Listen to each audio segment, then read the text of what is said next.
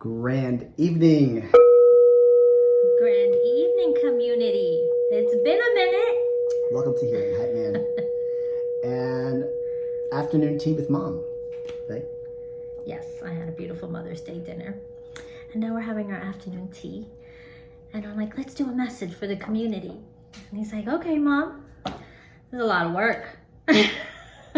Set up, yeah. Yes. But happy Mother's Day to all those that are following. A lot of my followers are mothers as well. And at the end of the day, we all have some mother's-like instinct, right? Take a look at your moon sign. This is just coming to me now. Yeah. Your moon sign really explains how you nurture, right? It doesn't, everyone says there's a lot of things about the moon, your internal emotions, but the moon is the mother. It's the mother archetype. Whether you have a mother or you don't, that was the point of me saying that, is how you nurture yourself and others. Yes. So, yeah, Mom, what do you want to talk about? Well, it's Mother's Day. We could talk about mothers. We could talk about our relationship with our mothers. We could talk about the impact of motherhood, maternal instincts, the divine feminine. There are, so many aspects of this topic. We could be here for days. I lost my mom. I lost my mom 9 years ago. So this day is, and I lost last year.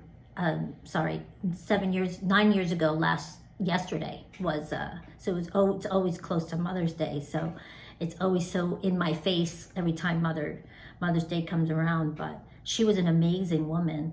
I have to tell you that I got to know her most intimately in her last year of her life. She died of cancer, and what she shared with me, such vulnerability that she shared with me it's just amazing, because my mom is strong. We have a little saying in our family, oh, you need to Tonya up. My mom's name was Tonya, short for Antonia. And because she was so strong and she was so courageous and so firm, and she was a Gemini. So Gemini grandma. Yes, a Gemini mom. I see it. Take a look at their birthdays, right? At your mother-like figure, caretaker, and your grandmother's. And compare those two signs. Everyone's always so fixated. Let me compare my lover, my partner. Look at your mother's sign, right? Whether they're with us or they're not, and check out that relationship that you've had with them and see if the astrology matches there. But just see your overall relationship with your mom. I had a fellow light worker who's also a therapist, and she said the relationship with your mother says a lot about the rest of your life.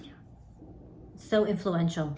It's one of the most influential. Really take a look at that. Your relationship with your mother says a lot about the rest of your life and how it's going. Is there a relationship there? Was there a relationship? Is it chaotic? Is there no communication? Is there communication? Is it loving? That is some shadow work to really dive into. And I talk a lot about shadow work, and the mother is an aspect of the shadow work. The father is an aspect of the shadow work. So maybe that might hit somebody here to take a look at that. Could help you on your healing journey, right? We're here to hype you up, so hopefully that was... we subconsciously absorb the behaviors of our parents without even realize it, because, we spend the majority of our life, going in before we hit major adulthood, surrounded by our parental influences. And I can tell you with my mom, again, that strength resonates with me, but also, she's an ancestor now. She's an ancestor to my future grandchildren. She's an ancestor to the grandchildren that she has through my nieces and my nephews. And that courage and that strength when we call on our ancestors to help us, when our spirit guides that are there, that is the community. That's the future community. And they're still healing. Even when they pass on, they're still healing, which is why you send your ancestors love, which is why, you pray for them that they're in peace, because they are still healing. And because energy, we're all energy is fluid. And I can tell you that releasing trauma bonds from the past, you really come to understand them, that they did the best that they can with what they knew and what they know at that point in time. We didn't have Google. We didn't have all these, we didn't have this community, this platform that they could have resonated with. And they were still fighting all of these, old antiquated ways of thinking. I was literally going to wait for you to finish talking and say the exact same thing. And I was like, oh, this could be deep because I don't know if mom understands this aspect of it, right? And I was going to speak in my terms, right? She did the best that she could with what she knew at that time. And that is a big component to healing. It's like, let's just say your mom didn't raise you the way you think you should have been raised, or she didn't have the tools or the resources. She didn't know any better. She only did what she knew at that time. We weren't as educated. I see why you said resources, where now we have resources to tap into. The world is shifting. How you parent is shifting, and how you and what you have to give to your children definitely changes. And I think once I understood that aspect, I understood where I came from. And that's where I'm like, nobody knew anything different. I'm not saying that I was bad or that I was good or I was raised in a certain way. It's just how it was. It is what it is. It was what it was. Now it's my responsibility, my current energy, my current vibration to own that, understand that, and either work with it and decide to take what I like and what I don't and what I want to change, because now I have the autonomy to do so. Now that I'm aware, now that I pulled back and seen all different perspectives. And I can't blame grandma. Then if you go down the line, I'm going to blame grandma. Grandma's going to blame great grandma. Like, there's no blame in spirituality. You guys know that. Right? It's taking responsibility for what it is and what the life that you were put into and the vessel that you chose, right? You chose the family and you were put into this vessel. And God sent you there to that family for a reason. Yeah. And it's discerning, it's discerning the trauma. So when you think back at your mother's stories, or you think back at your grandmother's stories, and you can recall what really was impactful to them, which really made them who they were. You have to not project that or take that into yourself. Again, to Alvin's point, you do the best you can with what you had. I mean, I was a baby raising babies. What did I know? With a very strict Catholic mom, and pretty much put the fear of God in me if you did this, if you did that. And I was a rebel, and I always was the rebel. I'm the youngest of 5, so I was that curious kid that always said, but why do you have to do it that way? I don't understand. And she would give me an answer because I said so, and it was never satisfying to me. So I always found a way to kind of seek to understand in my own way. But I can tell you that looking back on her life, as amazing as she was, she raised 5 kids. We are all thankfully healthy and strong in our own way. We carry our own burdens, I guess, that we need, shadow work that we all need to do, that subconsciously, what our parents went through kind of like influenced that. But we don't have to stay in that space. We can let that go. And if anything, I'm more in awe of my mother with what she did, with what her resources were, with her resilience and her love. Her love was tough, but it was love, and it was dedicated, and it was profound.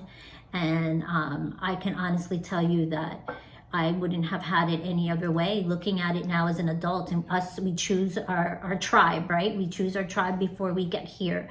And I chose her to be my vessel. And I am thankful that I have a lot of traits, a lot of good traits, and I understand her pain, and it's allowing me to process my own when I need to by understanding hers. And those are the teachings, right? The teachings of our ancestors, of our parents, of our forefathers, of everything, all the influences before us. And being Puerto Rican, and my mom and dad coming over here at a time of, I call it the West Side Story times, because that's when they came to this country. They were fighting, bigotry and racism as well, coming from grandparents that are, Taino Indian and native to Puerto Rico. We faced a lot of trauma. They faced a lot of trauma that is just didn't know what it was, that there was no name for it. And all we can call it is resilience. And they leaned into their faith, and they leaned into their spirituality in a Christian perspective to really see through the hard times. But now we have so much wisdom. Now we have so much information available to us, so many more resources, so many ways to process pain that we didn't really understand before. And what I mean, it's always been there, but there was no one there to really guide us and teach us. There was no internet. There wasn't any of that. And now we have that. So there is always an outlet for you to process your pain. So on this Mother's Day, I honor her. I honor my mother. I honor the mothers before me. I honor my grandmothers, and I understand that they did the best that they could. And what I hope to do in my lifetime is to break any generational trauma, any generational, poor vibration, low vibrations, to break those vibrations within my family so that the future of this family and this line can move forward in a higher vibration state. And it is your responsibility to do so. Right? No blaming. Like, it doesn't matter what kind of mom you had or you don't have. And sometimes, sometimes, don't tell me Can this. I just joke? Look at this. What? All this set up and I didn't even plug in the mic. I'll fix it later. But is it gonna? It is, yeah. Okay. We're still going. I just had to be like, wow, look, guys, Mercury retrograde. Okay. So the mic's not on. The mic's not on, but I'm gonna have to edit the audio here. Okay. Yes. So not so to look sound, at your families, right? So I know yes. that it was a lot of sharing there on our part, but really the point of us talking about that is so that you can take a look at your family structure, what your relationship with your mother looks like, where it comes from, how you can enhance on that, or in all aspects of it. That is a whole chapter in spirituality. Yeah. The mother, the moon, the mother. Literally, it is. If I wrote a book, the mother's a chapter, the father's a chapter. There's also placements that take the mother and the father in your family, and that says a lot about that relationship. Let's pull an oracle card here. Okay. And let's talk about a mother's instinct or a mother's perspective. I'm actually going to put this in now because.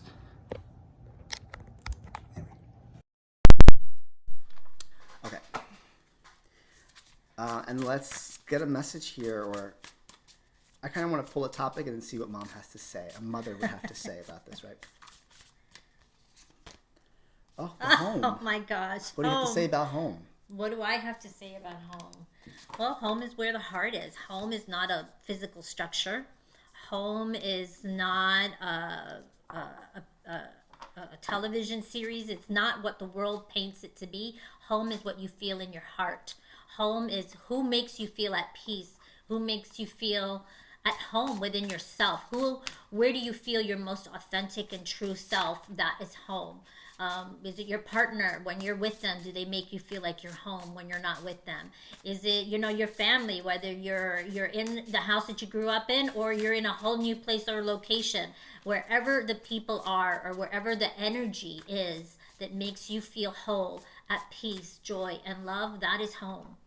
That is home, and members of your home will come and go, and new members will come and old members will go, and that which doesn't serve you will be let go, and that is that which or who you need will come into your life, and that is home. So whatever you're vibrating at, that is what you're going to attract into your home, because home is within you. Home. Let's see what else we have. Ooh, clarity. Clarity. Let's pull one more here, and then let's get mom's intuition. Answers. Ooh. Okay. I'm getting something here. I'm getting something too. Do you want to go? All right. The answers and the clarity you seek probably or when are you're laying at home in your roots, right? I also got that big aspect to go back to your roots. Like, as I was just saying, you want the healing and the answers and the clarity to situations and how your mind works and why you are the way that you are. You could probably find that at where your first home was. Right? Absolutely. That's exactly what I was thinking, that your answers, you will find clarity to the answers in which you seek when you go home. And that could be, home is wherever you feel that is going to be within yourself, right? Finding answers within yourself. Yeah. Recalling the stories that you've heard your family tell. Tracing your lineage if that's what you need to do. Whatever it is that you feel that you need in order to feel whole, going back to the past for answers and gaining clarity to move forward, to me, is the most positive way to go back into the past. To go back into the past and stay in the past is not progressive. To go back to past pain and be stuck in that past pain is not progressive. You go back to the past to seek answers, to find clarity, and then so that you can move forward. I love that. That is healing, my friends. I'm going to pull some guidance here. Let's see what else comes out. And Three of Cups. Your community. Your people around you. Page of Swords. Information. Wow, that's so interesting because on top of clarity, home is where you celebrate. Clarity, this is speaking of clarity and information coming in, right? And then with answers, we have Five of Pentacles here. The pictation in the Five of Pentacles is a mother and a son that are out in the poor. They were left out to the poor, right? Typically it pictates poverty or separation. But the whole illustration behind here and the story is that that's a church that they can very well go into, but they're choosing not to go into it. It's because there's change. You just don't want to, you're seeing getting the answers, and some of you might be resistant of the change here, right? Even like the example of mom. So like if mom has to change, there's an aspect of mom that's changing, and she's trying to seek answers, but you have your son with you. Why are you not going into the church? Also, it's snowing on this card. It's stormy. It's cold.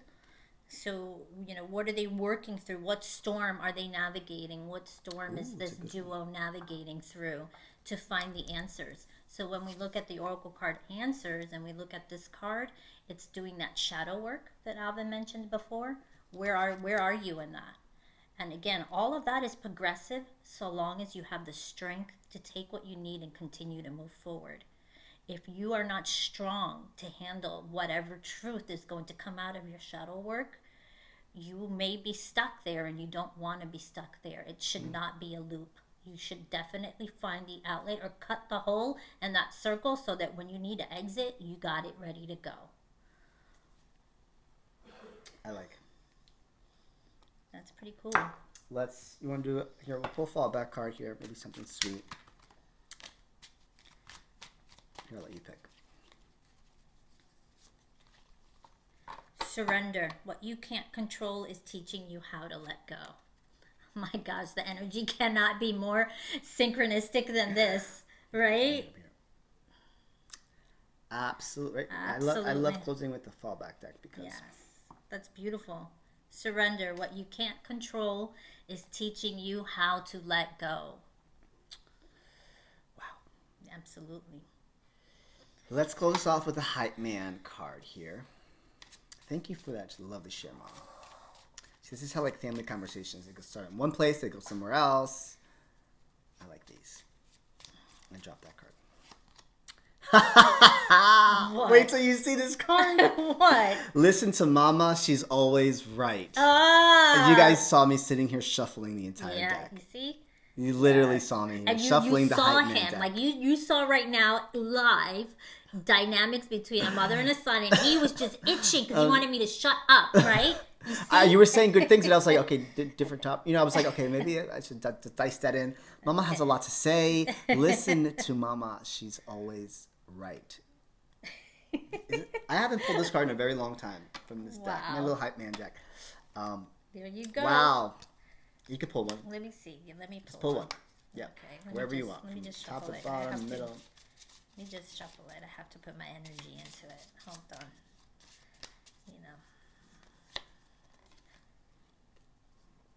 Caution. Check your personal brand. Okay, what are you trying to say? All right, I get it. Oh, no, this one's even better. Back to your roots. Back to your roots. It has the number 4 because I always correlate it to the Cancer card. And home is 4. Fourth house is home. And the bottom of the deck, I'm going to get my cup, sips tea. That's right, baby. That one really means just keep to yourself. My name is Alvin Catalan. My name is Wanda Catalan. And we're done speaking now. Thank you, guys. Thanks. Have a great week.